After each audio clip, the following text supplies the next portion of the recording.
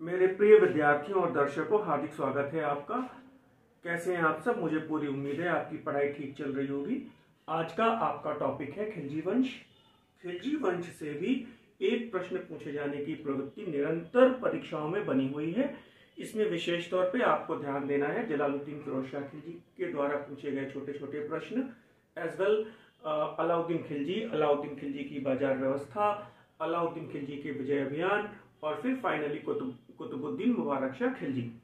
फिलहाल आज हम लोग अभी प्राइमरी तौर पे जलालुद्दीन फिरोज शाह खिलजी को डिस्कस करेंगे। दिल्ली सल्तनत में 1290 के संदर्भ में खिलजी वंश की स्थापना को बहुत सारे इतिहासकारों ने खिलजी क्रांति की संज्ञा दी है। विशेष तौर पे खिलजी क्रांति को इन संदर्भों में कि अब खिलजी वंश की स्थापना के साथ बलबन के द्वारा स्थापित कुलीनता की नीति, उच्च वंशों के प्रति, उच्च कुल और वंश के लोगों के प्रति आग्रह की नीति का समापन हुआ। एक धर्मनिरपेक्ष शासन प्रणाली की नींव पड़ी और जिसमें योग्यता के आधार पर लोगों को नियुक्त किया गया। प्रशासन में, सेना में लोगों की नियुक्ति का आधार योग्यता बनी, कुलीनता नहीं। यद्यपि कि लौह एवं रक्त की नीति आगे कंटिन्यूड रही, लेकिन यहां पर यह इंपॉर्टेंट है कि प्रशासन में कुलीनता के महत्व को समाप्त कर दिया गया। इसके साथ ही साथ अगर हम ये कहें कि खिलजी क्रांति इन संदर्भों में भी कि खिलजियों ने ही पहली बार दक्षिण भारत में भी इस्लामी सत्ता को स्टैब्लिश किया, तुर्की सत्ता को स्टैब्लिश किया। फिलहाल जलालुद्दीन फिरोज शाह खिलजी 1290 में खिलजी वंश का संस्थापक है। 6 वर्षों का शासनकाल है, छोटा समय है इसका।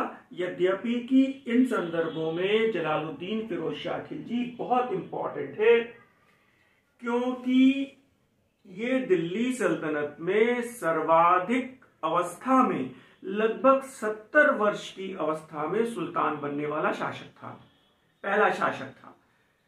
अगर आपसे प्रश्न इस तरह से पूछा जाता है कि दिल्ली सल्तनत में सर्वाधिक वृद्ध सुल्तान या सुल्तान बनने के समय किस सुल्तान की अवस्था सर्वाधिक थी, तो जवाब है जलालुद्दीन फिरोज शाह खिलजी। लेकिन अगर ये प्रश्न थोड़ा सा डाइवर्ट हो जाए और इस तरह से पूछा जाए कि ये बताइए दिल्ली सल्तनत में सर्वाधिक लंबे समय तक किस सुल्तान ने शासन किया, तो वो नाम आएगा बहलोल लोदी का।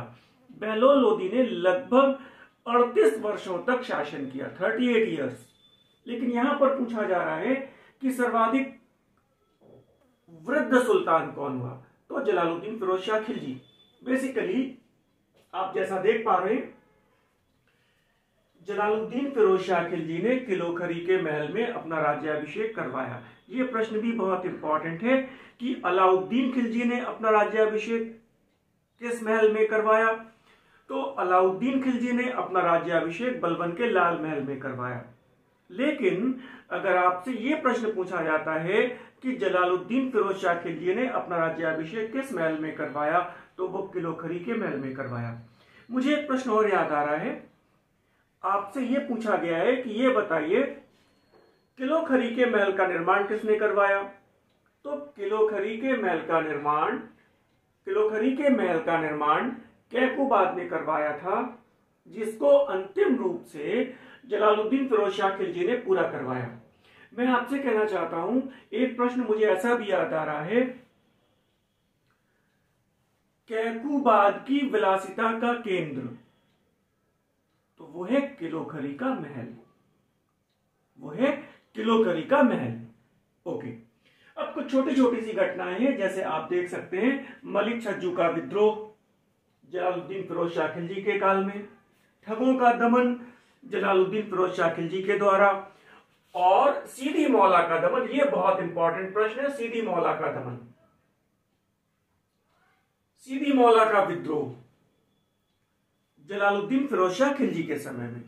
आपको यहां पर विशेष तौर पे 2 प्रश्न याद रखने हैं, सीधी मौला जलालुद्दीन फिरोज शाह खिलजी और हाजी मौला अलाउद्दीन खिलजी। इन 2 प्रश्नों में अक्सर क्लास में, परीक्षा भवन में छात्रों को कंफ्यूजन होता है। तो हाजी मौला का विद्रोह अलाउद्दीन खिलजी के काल में, सीधी मौला का विद्रोह जलालुद्दीन फिरोज शाह खिलजी के काल में। अब यहां पर कुछ 2-3 बहुत महत्वपूर्ण प्रश्न है। पहला प्रश्न ये है कि ये बताइए, मंगोलों का तुर्की सेना में नियमित प्रवेश किसके शासनकाल में प्रारंभ हुआ? मंगोलों का तुर्की सेना में प्रवेश। तो मंगोलों का तुर्की सेना में प्रवेश पहली बार नियमित रूप से जलालुद्दीन फिरोज शाह खिलजी के काल में शुरू होता है। और एक इंपॉर्टेंट बात यह है, आप देख पा रहे हैं 1292 ईस्वी में उल्गू खान के नेतृत्व में आप देखेंगे कई हजार, ये मंगोल आक्रमण हुआ था और फिर उल्गू खान के नेतृत्व में कई हजार मंगोलों ने इस्लाम को स्वीकार करके दिल्ली में बसने का निर्णय लिया। तो ये जो धर्मांतरित मंगोल थे जो इस्लाम में परिवर्तित हुए, इनको नव मंगोल कहा गया, नवीन मुसलमान कहा गया और इनको प्रशासन में, सेना में, बेसिकली सेना में भर्ती दी गई। तो ये प्रश्न इसलिए भी इंपॉर्टेंट है कि ये बताइए कि मंगोलों का तुर्की सेना में प्रवेश, नियमित प्रवेश किसके शासनकाल में प्रारंभ हुआ? तो वो है जलालुद्दीन फिरोज शाह खिलजी। इसके बाद एक बड़ी इंपॉर्टेंट बात और है कि दक्षिण भारत में तुर्कों का पहला आक्रमण किसके शासनकाल में हुआ? हड़बड़ी में लोग अलाउद्दीन खिलजी लगा देते हैं, लेकिन आपको ध्यान रखना चाहिए दक्षिण भारत में तुर्कों का पहला आक्रमण या मुसलमानों का पहला आक्रमण जलालुद्दीन फिरोज शाह खिलजी के काल में उसके भतीजे अली गुरशप इट मींस अलाउद्दीन खिलजी, ये लिखा हुआ है यहां पे आप देख पा रहे होंगे। अली गुरशप 1296 ईस्वी में देवगिरी पर आक्रमण है और इस समय देवगिरी में यादव वंश का शासक रामचंद्र देव शासन कर रहा था। अलाउद्दीन खिलजी ने रामचंद्र देव के साथ संधि करने में सफलता पाई और उसे बहुत सारा धन मिला और इस धन को लेकर वो वापस लौटा। ऐसा भी कहा गया है दक्षिण भारत के स्वर्ण ने अलाउद्दीन के लिए दिल्ली के स्वर्ग का मार्ग प्रशस्त किया। और फिर आपको मालूम है अलाउद्दीन खिलजी लौटता है और फिर षड्यंत्र करके अपने चाचा और अपने ससुर भी कह सकते हैं उनके, अलाउद्दीन खिलजी बेसिकली उनका भतीजा भी था और दामाद भी था, जलालुद्दीन फिरोज शाह खिलजी को उसने कड़ा मानिकपुर में बुलाया और षड्यंत्र करके उसकी हत्या कर दी और खुद को सुल्तान घोषित कर दिया। जलालुद्दीन फिरोज शाह खिलजी से लगभग इतने ही प्रश्न इंपॉर्टेंट हैं और इसके बाद अलाउद्दीन खिलजी की शुरुआत होती है। अलाउद्दीन खिलजी ने दिल्ली सल्तनत का विस्तार भी किया, इसके साथ ही साथ उसने बहुत सारे आर्थिक और प्रशासनिक सुधार भी किए। तो अलाउद्दीन खिलजी के बारे में हम लोग नेक्स्ट लेक्चर में डिस्कस करेंगे। तब तक के लिए मुझे इजाजत दीजिए। धन्यवाद। नमस्कार।